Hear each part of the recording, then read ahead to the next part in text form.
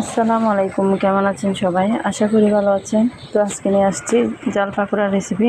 প্রথমে পেঁয়াজ আর কাঁচামরিচ কুচি কুচি করে কেটে এর মধ্যে লবণ দিয়ে কষলে নিছি। তারপর সামান্য হলুদ গুঁড়া, মরিচের গুঁড়া আর মশলার গুঁড়া, মশলা বলতে ধনিয়ার গুঁড়া আর কি।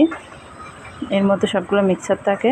মরিচের গুঁড়া একটু বাড়াই দিলাম, তারপর দিলাম বেকিং সোডা, মানে খাবার সোডা যেটা আছে সেটা, বেকিং পাউডার না। তো জাল পাকোড়ার মধ্যে বেকিং সোডা দিতে হবে, ভালোভাবে মিক্স করে নিতে হবে। এর মধ্যে টমেটো, ধনেপাতা এগুলো দিতে পারবেন। আমার ছিল না করে তাই দিই নেই। তারপরে মুরগির মাংস বা গরুর মাংস, ছাগলের মাংস থাকলে করে তাও দিতে পারবেন, সিদ্ধ করা, রান্না করা আর কি। তারপর আমি অল্প অল্প পানি, এখানে 2 কাপ আটা নিচ্ছি, অল্প অল্প পানি দিয়ে ব্যাটারটা মেখে নিচ্ছি। নর্মাল ঠান্ডা পানি দিয়ে মাখতে হবে। তো আস্তে আস্তে হাত দিয়ে সুন্দরভাবে মেখে নিচ্ছি, আপনারা চামচ দিয়ে মাখতে পারবেন। তারপরে বিসমিল্লাহ করে তেলে দিয়ে দিচ্ছি। তেল গরম হয়ে আসছে, তো আমি দিয়ে দিচ্ছি সবগুলো। আস্তে আস্তে তেলে দেওয়ার সাথে সাথে পাকোড়াগুলো ফুলে যাচ্ছে। তো মাশাআল্লাহ দেখতে খুবই সুন্দর হচ্ছে। আর ভালোভাবে নেড়ে চেড়ে ভালোভাবে যখন হয়ে যাবে, একদম বাদামি কালার হয়ে যাবে, তো বাদামি, বেশি বাদামি না, একটু লালচে কালার। আর মরিচের কালার দেওয়ার পর মরিচের গুঁড়া, কালারটা খুব সুন্দর হয়। তো হয়ে গেছে আমার জাল পাকোড়া, একদম মচমচে।